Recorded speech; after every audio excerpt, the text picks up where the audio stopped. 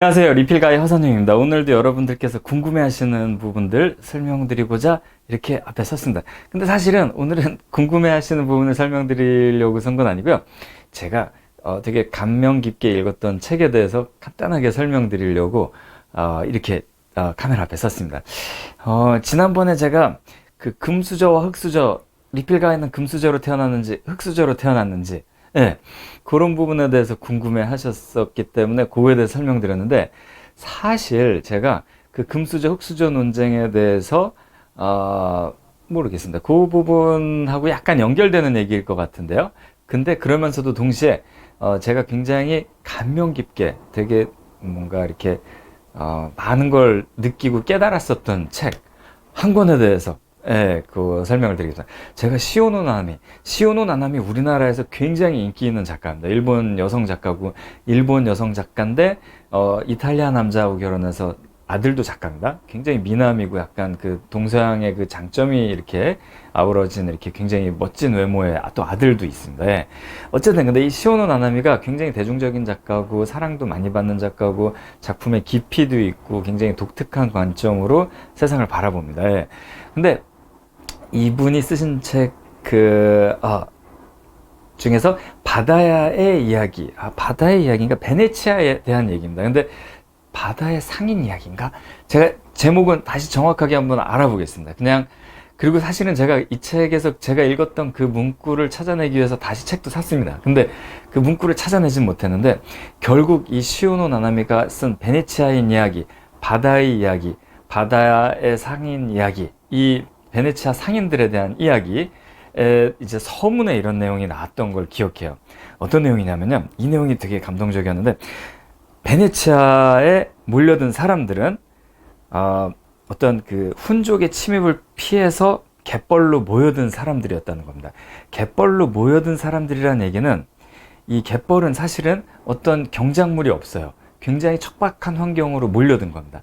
근데 이 척박한 환경에 몰려들 수밖에 없는 상황은 훈족의 침입을 받아서 도망 나온 것도 있고, 귀족들의 핍박을 받아서 그 도망 나온 농노들도 있습니다. 예.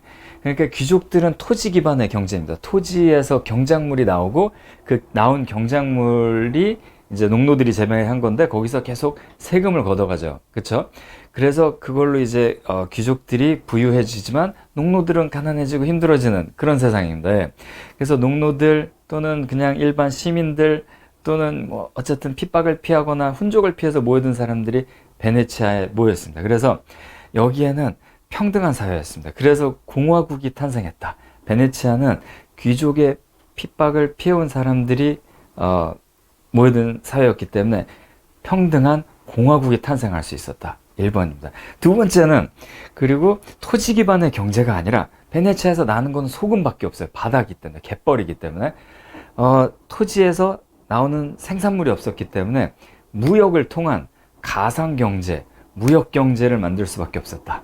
그래서 바다로 진출할 수밖에 없었다라는 겁니다. 그래서 평등한 공화국 그리고 가상경제, 그렇죠. 이 두 가지의 그 요런 어떤 개념, 이게 이제 베네치아를 만든 개념인데요.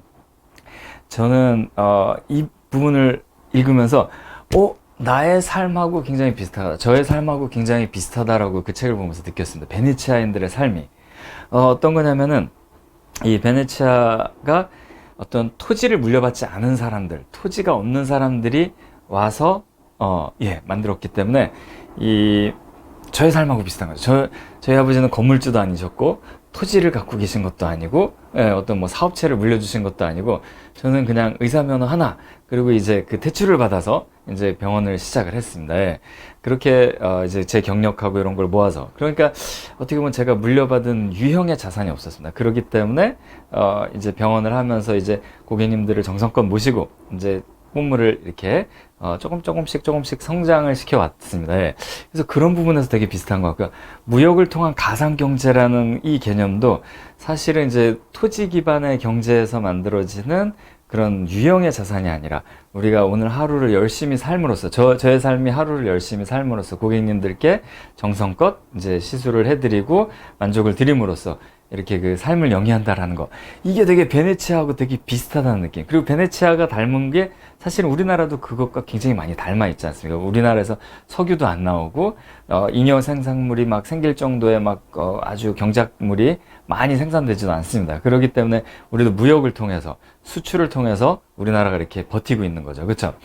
그래서 베네치아인 이야기를 읽으면, 저의 삶 같기도 하고, 우리나라의 삶 같기도 하고, 이런 느낌이 들 때가 많습니다. 그래서 굉장히 감명 깊게, 그리고 되게 감사하게, 되게 재밌게 읽었던 책 중에 하나입니다. 그래서 사실 이 베네치아가 1000년에서 1500년까지 굉장히 그 번성합니다. 예. 1000년에서 1500, 리플가이 얘기가 또 바깥으로 새죠. 근데 이 베네치아가 1000년에서 1500년 사이에 지중해 무역을 장악을 하죠.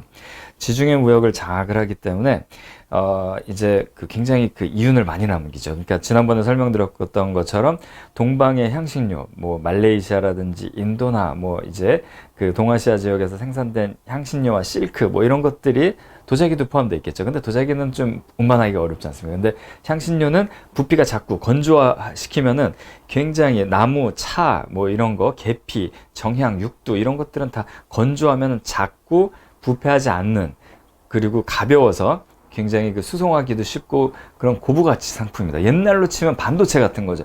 조그만데 뭐 금보다 더 비싸고, 그렇죠? 요만한 칩 하나가 뭐 금보다 더 비싸고, 그렇죠? 자동차 한 대보다도 비싼 그런 칩도 있을 수 있습니다. 그렇죠? 뭐 1000만 원 이상 하는 아주 막 그 요만큼 칩을 모아놓으면 자동차 값보다 더 비싼데, 자동차는 이만한 부피고 무게도 엄청나고 1톤, 2톤인데 이거는 칩은 요만한 박스 하나에 막 1000만 원어치, 2000만 원어치, 3000만 원어치도 반도체를 모아놓을 수 있습니다. 예.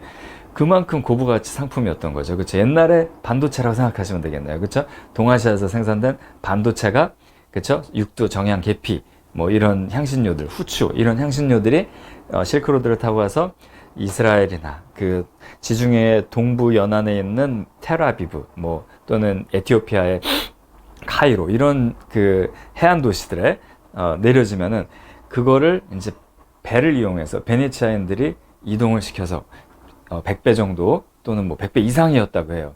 그 정도의 이익을 남기면서 유럽으로 유통을 시켜서 부자가 된 거죠. 네. 근데 이 모델을 카피한 게 그 베네치아의 어떤 이제 해안을 거점으로 하는 어떤 이런 그 무역망, 그리고 그 무역 도시마다 어떤 뭐 첩보 조직도 만들고 정보 조직, 그쵸? 그런 것도 만들고, 그 다음에 그 어떤 무역항의 거점 그 도시 자치권을 그 허용받는 어떤 도시를 그 할애받아서 거기서 베네치아인들이 거주하면서 장사를 하고 이랬던 거, 요런 거, 그러니까 해안의 도시를 중점으로, 그러니까 어떤 일종의 침략일 수 있죠, 그렇죠?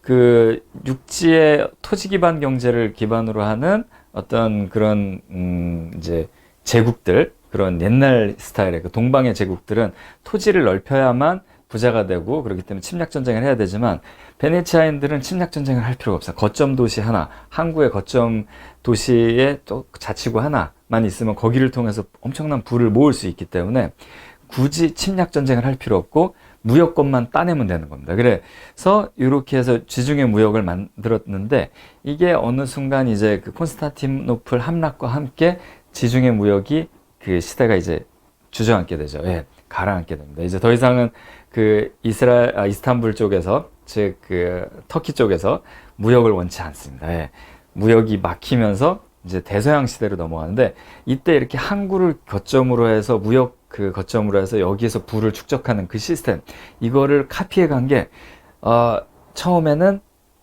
스페인이었습니다. 스페인과 포르투갈. 그래서 스페인과 포르투갈이 그렇게 거점 도시를 만들고 거기서 무역을 해서 돈을 버는, 그리고 이제 정복 전쟁을 하는 이런 이제 모델이 만들어지고, 그걸 카피한 게, 완벽하게 카피한 게 동인도 회사입니다. 네덜란드와 그 영국의 동인도 회사. 이쪽 동인도 회사들은 무역과 전쟁을 같이 하는 회사죠. 그렇죠?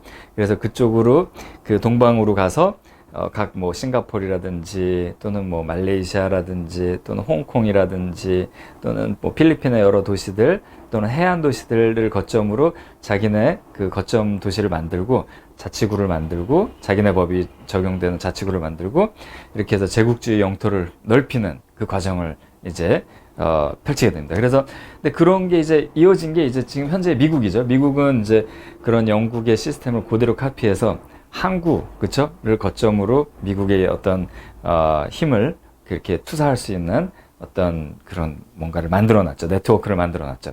근데 얘기가 좀 딴 데로 샜는데, 이게 그 베네치아가 이제 1000년에서 1500년 동안 이제 번성하는 그 기간 동안에 제네바가 베네치아의 가장 큰 경쟁자였다고 합니다. 예. 마치 약간 우리랑 일본 같이 막 서로 싸우죠. 네. 근데 특이한 건 이거는 같은 민족들인데 서로 그 베네치아인하고 제네바인하고 해상에서 만나면 싸우는 경우도 있었대요. 예. 근데 베네치아인들은 자기네 상선들, 무장 상선들끼리 바다에서 만났을 때 싸우는 경우는 절대 없다 그럽니다. 예. 그런 경우에 노략질을 하거나 이런 경우는 절대 없고 그랬는데, 이 제네바 상인들은 가끔은 자기네 백기들이도, 자기네 국적 선박끼리도 무장 상선들끼리 충돌을 하고 서로의 물건을 뺏는 경우도 있었다 그래요. 그리고 또 예를 들면 물건을 사거나 뭐 이럴 때 이제 경매나 이런 걸 할 수도 있고, 거래차하고 거래처를 두고, 한 거래처를 두고 베네치아의 상인 집단 둘이 경쟁을 할 수도 있고, 그렇죠? 그리고 또 제네바인도 마찬가지로 한 상인을 두고 제네바인들끼리 경쟁을 할 수도 있어요. 예를 들면 우리나라가 예를 들면 중동에 어디 진출을 했는데 뭐 현대랑 대우랑 같이 경합이 붙는 거죠. 뭐 일본 회사도 붙고 중국 회사도 붙겠지만은, 그랬을 때 우리나라 회사들끼리 어느 정도 신사 협정을 맺고 경합을 벌이면은 더 많은 이익을 얻을 수 있지 않습니까? 근데 그게 안 됐. 근데 이제 베네치아에서는 그렇게 경합하는 경우에 절대로 그 베네치아의 이익을 손상시키지 않기 위해서 절대로 서로 경합하지 않았다고 합니다. 예, 경합하지 못하게 중앙에서 통제를 해준 거죠. 그런데 이제 제네바 같은 경우에는 한 거래처를 두고 두 개의 제네바 상인들이 경합을 벌일 때 자기들끼리 막 출혈 경쟁을 벌여가지고 막 둘 다 공도 동망이라고 그러죠. 공도 공망인가요? 저도 사자성어가 좀 약해서 같이 거꾸라지고 같이 망한다는 공도 동망인지 공도 공망인지 잘 모르겠습니다. 어쨌든 그런 일이 벌어졌었다고 합니다. 예. 그런데 그래서 이제 결국은 1000년에서 1500년에 걸치면서 베네치아의 국력은 점점 커져서 지중해 패권자가 되는데, 제네바는 같은 도시국가였고 해상 무역을 통해서 그 가상 경제를 이루는 국가였는데도 약간 성장이 꺾였다고 그래요. 결국은 나중에 베네치아하고 제네바의 격차는 굉장히 커졌다고. 근데 이 부분을 한번 읽어보면서 우리가 나중에 이제 계속 이제 이런 무역 경제로 계속 나아가야 되는데, 우리 경제가, 우리 그 어떤 회사들끼리 이런 출혈 경쟁 이런 게 있었다는 얘기를 기사를 통해서 들어서 되게 안타까운 마음이 들었습니다. 그래서 우리도 베네치아인처럼 잘 화합하고 이렇게 서로 경쟁하지 않고 외부에 나갔을 때는, 그러니까 수출이나 이런 데, 그러니까 아주 자유로운 경쟁, 그 이제 정정당당한 경쟁은 좋지만은, 네, 그런 이제 무역이나 이런 걸 할 때는 우리나라의 이익을 위해서 또 그렇게 합심하는 거, 이런 게 좀 필요하지 않을까.